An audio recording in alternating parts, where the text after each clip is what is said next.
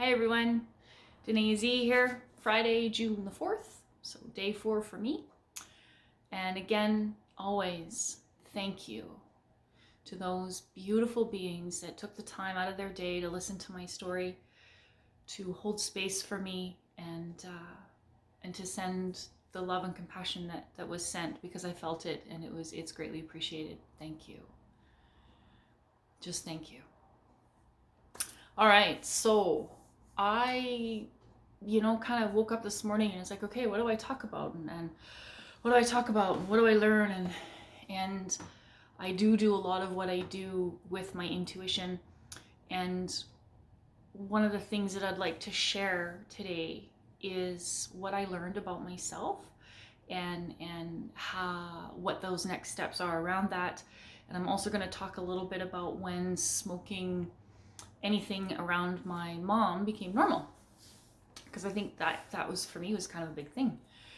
So I guess first of all, what I learned about myself yesterday is there is still a part of me that is ashamed of that part of my story around smoking weed and smoking cigarettes. And I think more specifically it was around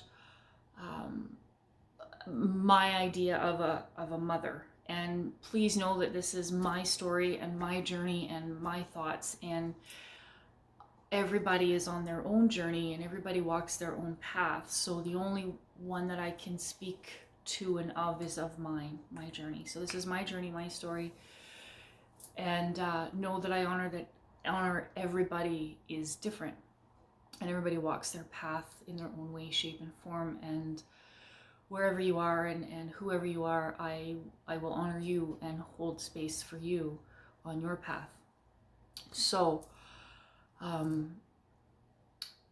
vulnerability yesterday came from sharing such a ginormous part of my story so openly. I will talk about that part of my story to anybody. I have no shame around it. I'm not ashamed of that part of me.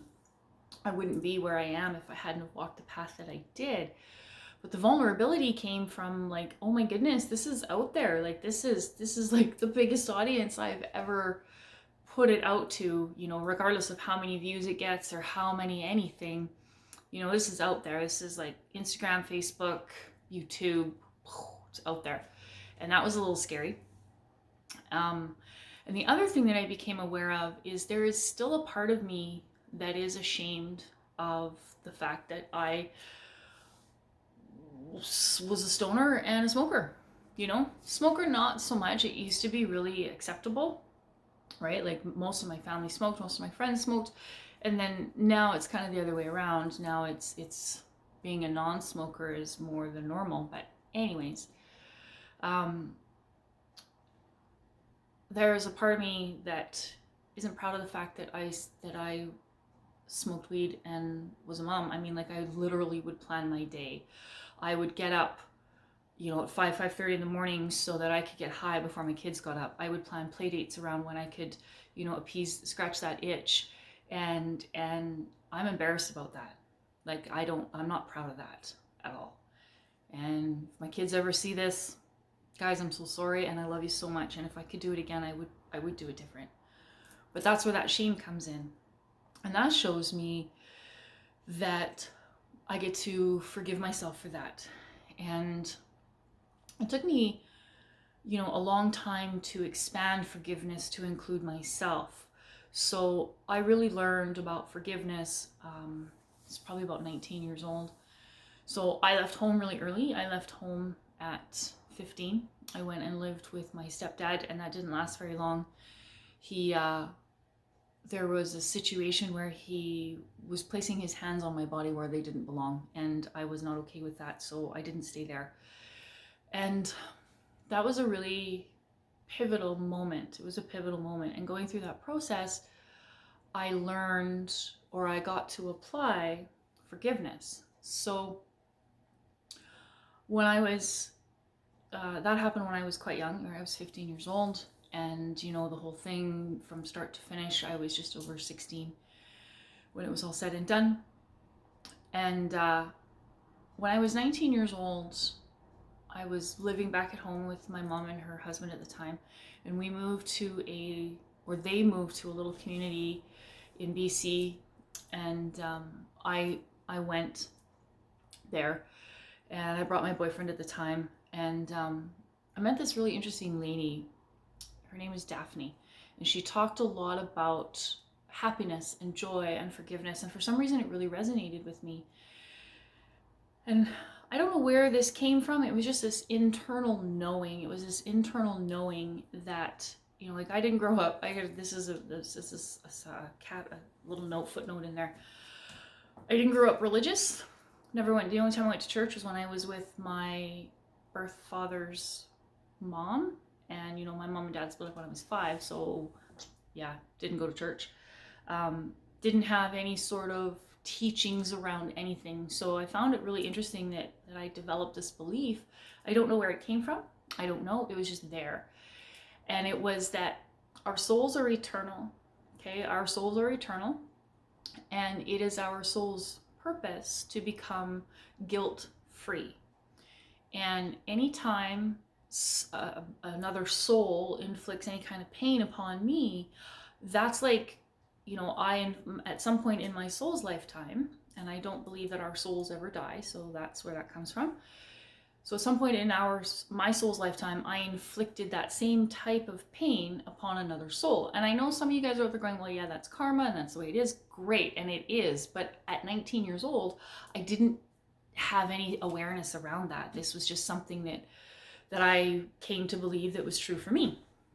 And so when I truly forgave a soul for hurting me, I was also forgiving myself, and I was letting it go, and that got me one step closer to my soul's journey. So I had that belief, and I decided to apply it to my stepdad. And I'm not sure how I did it. I just did it. You know, there's a line that I use in sessions, and it says, you know, forgiveness isn't that hard to do. When you decide to do it, you just do it. And so that's what I did. I just did it. And I will always remember the feeling that washed over me. Is it literally, I felt something shift inside of me. I felt something shift. It was like an elevation. I let go. And then there was peace, right? There was peace, and I wasn't high when I did it, but there was peace. And it allowed me to find room for compassion for my stepdad. And, you know, to this day, I have no ill will towards the man. You know, he has his own path, and he has his own bag of stuff that he gets to deal with, but I've set mine down on it, and I don't carry his anymore. And that was really pivotal. That was a huge learning experience. So going through my life, I would come back to that forgiveness, but it was a long time before I accepted that I was worthy of forgiving my own self. And then it took a little while longer. You know, there was another internal struggle in there, because I realized how important forgiving the self is to come back into the self and to become gentler on myself. So I had this wonderful internal battle going on.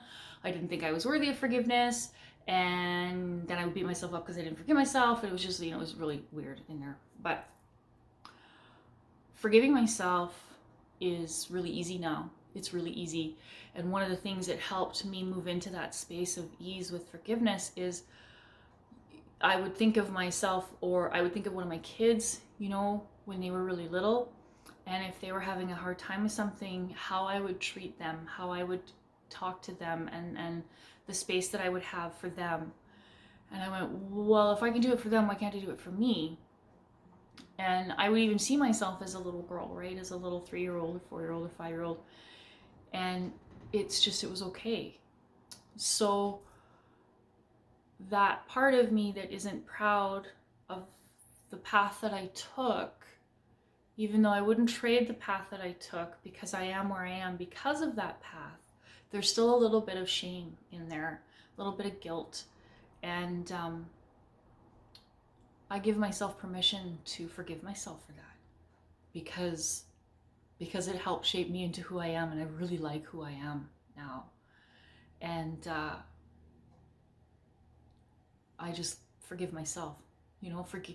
Trevor Hall, man, if you guys haven't listened to Trevor Hall, his song Forgive is what hooked me on Trevor Hall. But he has a line in there and he says, forgiveness is a gift.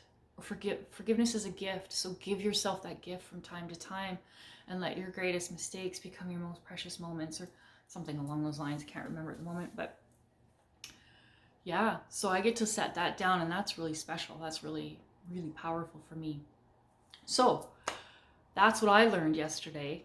And I'm at 10 and a half minutes, and I really don't want to take up a lot of your guys' time.